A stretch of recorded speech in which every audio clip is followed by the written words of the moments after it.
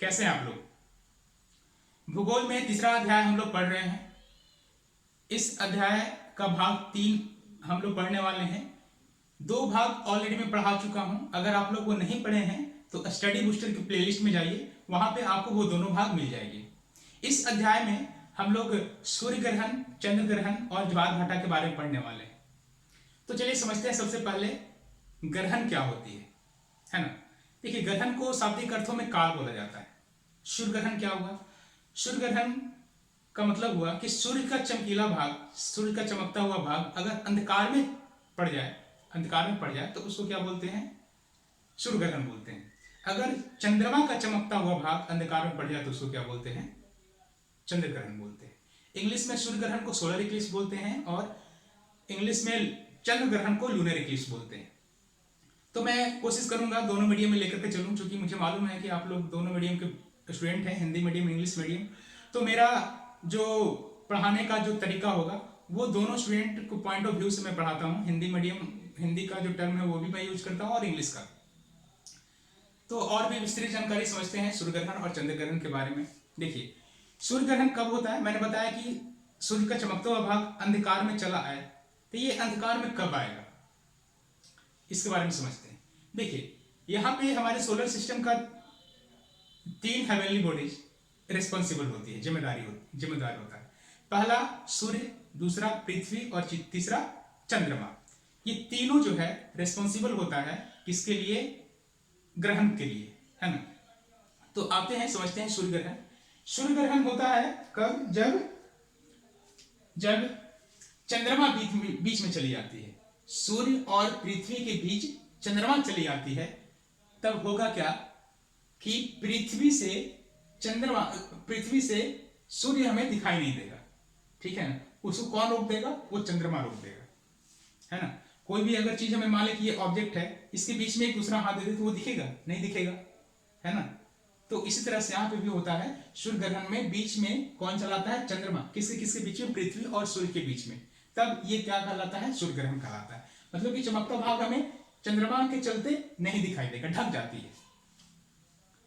और कंडीशन क्या है कि ये तीनों जो है एक स्ट्रेट लाइन में होना चाहिए।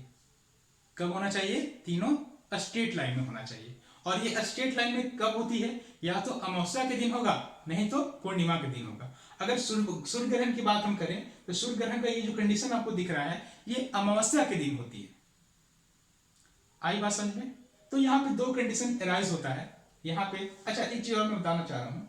देखिए, जब सूर्य का रोशनी पृथ्वी तक आती है तो बीच में क्या है? चंद्रमा है, इसके ऊपर इसका प्रकाश पड़ता है सूर्य का, और आगे में क्या है? 2 रीजन क्रिएट हो जाती है, ठीक है ना। एक डार्क रीजन और दूसरा को क्या बोलते हैं? Light region. यहां पे दिख रहा है ये जो डार्क रीजन है, इसको हम लोग बोलते हैं अम्बरा। क्या बोलते हैं? UMBRA, अम्बरा। और ये जो लाइट पोर्शन दिख रहा है, जो रेड कलर से मैंने बनाया है, इसको बोलते हैं पेनुम्ब्रा।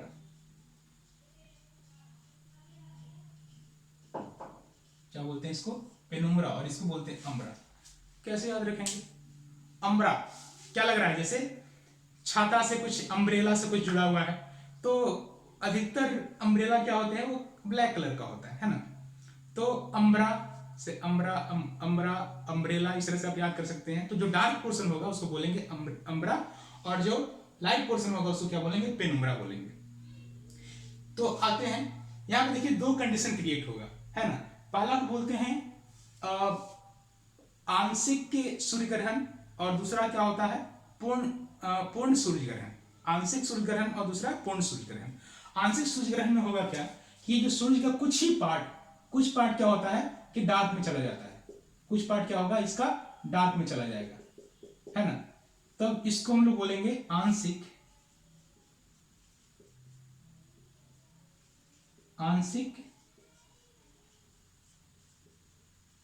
सूर्य ग्रहण, है ना। लेकिन अगर ये सूर्य का लगभग पूरा पार्ट आपका चंद्रमा से ढक जाए, तो इसको हम लोग बोलते हैं पूर्ण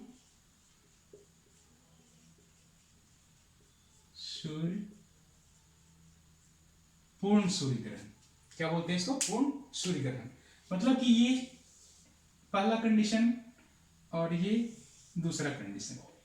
अगर हमें कुछ ही भाग इसका दिख जाए तो इसको बोलेंगे क्या, आंशिक।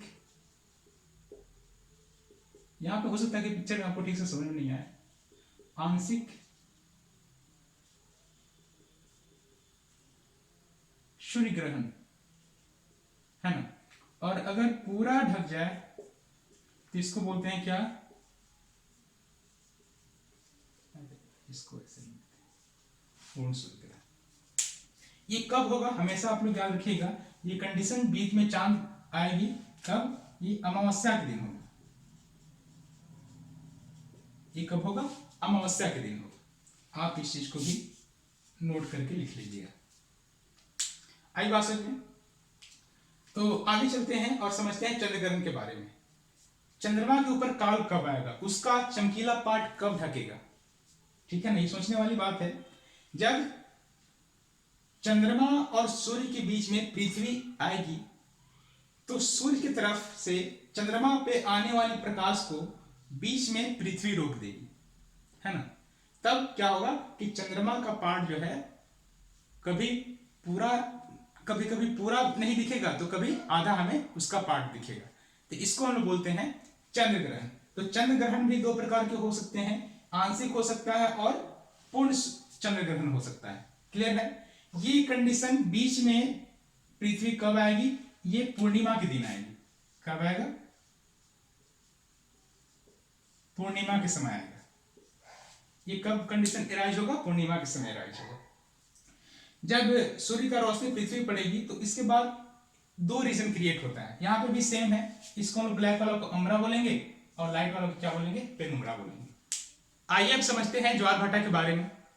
पृथ्वी पे मौजूद जल का ऊपर उठना ही ज्वार कहलाता है और नीचे जाना ही भाटा कहलाता है। देखिए कुछ लोग मिसकंसेप्शन में रहते हैं कि समुद्र में जो लहरें आती हैं, जो पानी जो तट पे होती है वो तट से कभी दूर चली जाती है तो कभी तट के काफी पास चली जाती है, उसी को मान बैठते हैं कि वही ज्वार भाटा है। ये मिसकंसेप्शन अगर दिमाग में है तो सबसे पहले इसे निकाल दीजिए। ये नहीं है। पानी पृथ्वी पे उसका लेवल कभी ऊपर होता है तो कभी नीचे आती है, ठीक है ना। इसको हम लोग ज्वार भाटा बोलते हैं, ना कि वो समुद्र में जो लहरें आती हैं वो अलग चीज है। देखिए ज्वार भाटा जनरली तीन प्रकार के होते हैं। पहला तो बृहद ज्वार भाटा, दूसरा लघु और तीसरा सामान्य दिन का ज्वार भाटा, है ना। ज्वार भाटा का मुख्य तीन कारण है, खास करके बृहद ज्वार भाटा के लिए और लघु ज्वार भाटा के लिए। वो तीन कारण क्या है, बृहद के लिए चंद्रमा का गुरुत्वाकर्षण बल यानी कि चंद्रमा का आकर्षण बल, दूसरा सूर्य का आकर्षण बल और तीसरा पृथ्वी का प्रतिकर्षण बल। प्रतिकर्षण बल क्या है वो समझते हैं। देखिए पृथ्वी क्या हो रहा है, अपने एक्सिस पे रोटेट कर रही है, जिसके चलते क्या होता है कि पृथ्वी पे मौजूद जो जल है वो पृथ्वी की सतह से दूर जाने की कोशिश करते हैं। इसी को हम लोग बोलते हैं पृथ्वी के प्रतिकर्षण बल। तो आइए सबसे पहले समझते हैं बृहद ज्वार भाटा के बारे में। देखिए बृहद ज्वार भाटा या तो अमावस्या के दिन होगा नहीं तो पूर्णिमा के दिन होगा। यानी कि जब तीनों हेवनली बॉडी पृथ्वी, सूर्य और चंद्रमा एक लाइन में चली जाती है तभी क्या होगा, बृहद ज्वार भाटा होगा। ये तो या तो अमावस्या के दिन होगा नहीं तो पूर्णिमा के दिन होगा। देखिए ये मैंने जो बनाया है कंडीशन, ये किसका है, अमावस्या के दिन। इसको हम समझते हैं यहां पे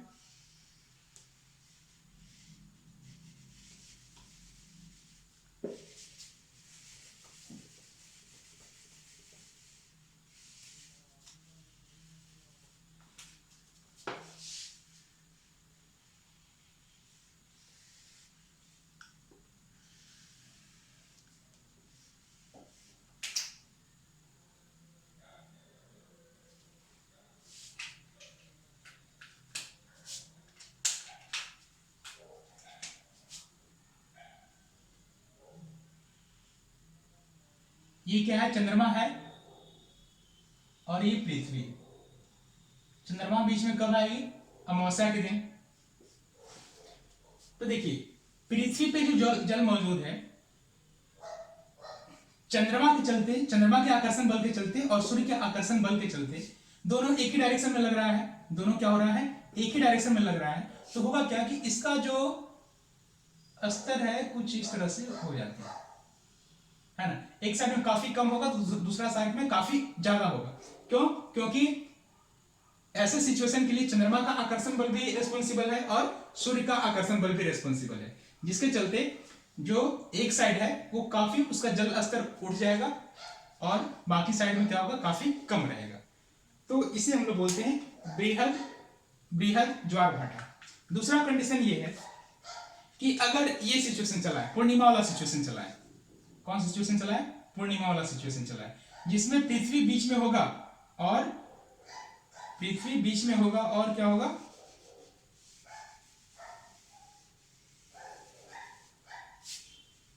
देखिए ये जो कंडीशन है कब है? पूर्णिमा के समय, जब पृथ्वी चंद्रमा और सूर्य के बीच में चली आती है, तब क्या होगा कि चंद्रमा का आकर्षण बल भी काम कर रहा है यहाँ पे और सूर्य का आकर्षण बल भी काम कर रहा है, लेकिन दोनों क्या है? अपोजिट डायरेक्शन में है, जिसके चलते होगा क्या कि यहाँ पे जो जल का जो प्रोफाइल है कुछ इस तरह से बन जाएगा, है ना। मतलब कि इस साइड में क्या होगा, कम होगा जल का स्तर, और इस साइड में, जिस साइड में चंद्रमा है या फिर जिस साइड में सूर्य है, वहां पे जल का स्तर क्या होगा, काफी ऊंचा हो जाएगा, है ना। इसको भी हम लोग क्या किसमें शामिल करते हैं? बृहद बृहद ज्वार भाटा में। यहाँ पे क्या होगी? ज्वार होगा और यहाँ पे क्या होगा? भाटा होगा। उसी तरह से यहाँ पे क्या होगा? ज्वार होगा और यहाँ पे क्या होगा? भाटा होगा। आई बात समझ में? ये जो होती है इसके लिए तीन चीज रिस्पॉन्सिबल है। पहला जो है सूर्य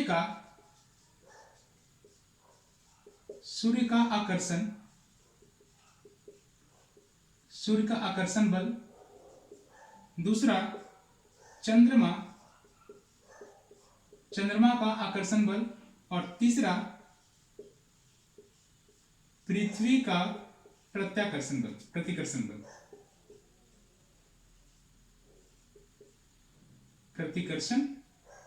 बल। आ रही बात समझ में? ये तीन जो होता है रिस्पॉन्सिबल होता है किसके लिए? ये बृहद ज्वार भाटा के लिए। आगे आते हैं और समझते हैं लघु ज्वार भाटा। लघु ज्वार भाटा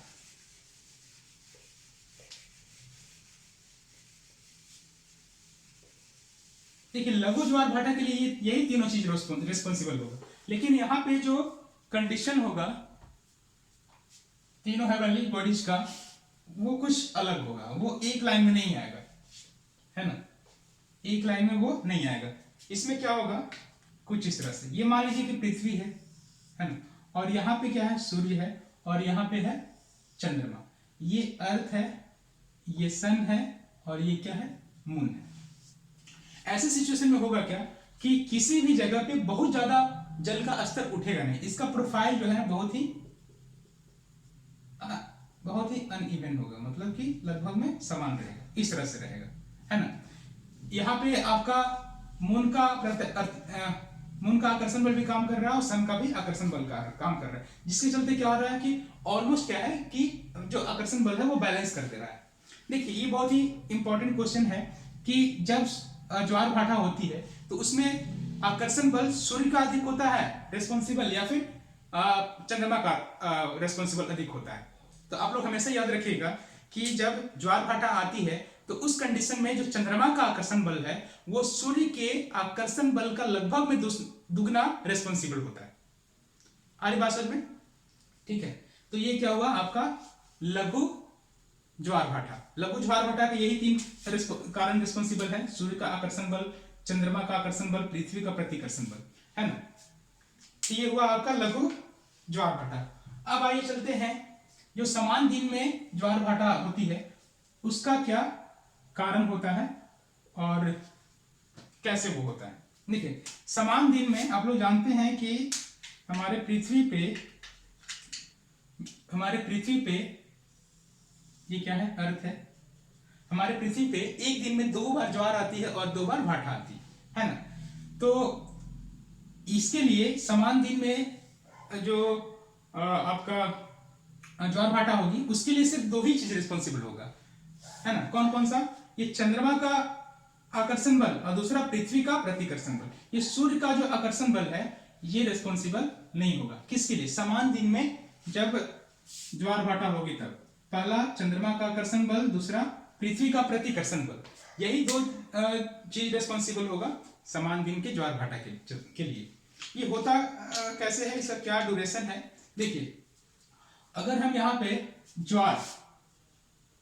यहाँ पे अगर हम ज्वार से शुरू करें तो 6 घंटा 13 मिनट के बाद 6 घंटा 13 मिनट के बाद क्या होगा? भाटा आएगा। और फिर से 6 घंटा 13 मिनट के बाद क्या होगा? फिर से ये होगा ज्वार, फिर से वही ड्यूरेशन, फिर क्या होगा? भाटा, फिर वही duration 6 hour 30 minutes 6 hour 30 minutes के अंतराल पे ज्वार भाटा होते रहती है। अगर क्वेश्चन ये पूछा जाए कि ज्वार एक दिन में, पहला ज्वार दूसरा ज्वार के बीच में कितना समय का अंतर होगा, तो बताइए 6 घंटा 13 मिनट इधर, 6 घंटा 13 मिनट इधर, मतलब कि ज्वार के बीच में ज्वार के बीच में जो समय का अंतराल होगा वो कितना होगा? 12 घंटा 13 दूनी 26 मिनट, ये आपका ड्यूरेशन होगा। अगर भाटा की बात किया जाए, आप देख रहे हैं ये पिक्चर से भी आप समझ सकते हैं कि किस तरह से मैं लिख रहा हूं। भाटा की बात किया, यहाँ पे भाटा है, फिर इसके बाद फिर यहाँ पे जाने के लिए कितना समय लगेगा? 6.13 और 6.13 कितना सेम ड्यूरेशन लगेगा, कितना? 12.26 आवर।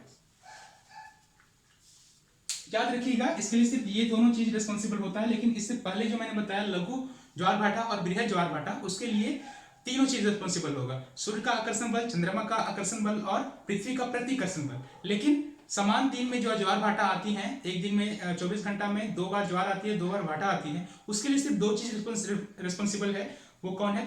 चंद्रमा का आकर्षण बल और पृथ्वी का प्रतिकर्षण बल। ठीक है, आप ड्यूरेशन याद रखिएगा, ये क्वेश्चन जो है अक्सर एग्जामिनेशन में पूछे जाते हैं। देखिए, एक चीज और नोट करने वाली बात है कि जो मैंने लघु ज्वार भाटा बताया था वो कब होता है? सप्तमी या फिर अष्टमी को होगा। और बृहद को मैंने क्या बताया था कि या तो अमावस्या के दिन होगा, नहीं तो पूर्णिमा के दिन होगा। अमावस्या, पूर्णिमा, सप्तमी, अष्टमी, ये 4 स्पेशल डेज को अगर महीना से अलग कर दे तो बाकी के जो दिन बचे हुए हैं उस दिन में जो ज्वार भाटा आता है उसी को बोलते हैं सामान्य दिन का ज्वार एंड भाटा, जो कि एक दिन में 2 ज्वार आते हैं और 2 भाटा आती है ना। लघु आपको याद होगा जो मैंने बताया था कि यहाँ पे अर्थ है, यहाँ पे मून है और यहाँ पे क्या है? सन है। ये अर्थ है और ये क्या है? मून है। तो ये जो है इसका प्रोफाइल जो है कुछ ज्यादा चेंजिंग नहीं होता है। और ये कब होता है? या तो आपका सप्तमी को होगा या फिर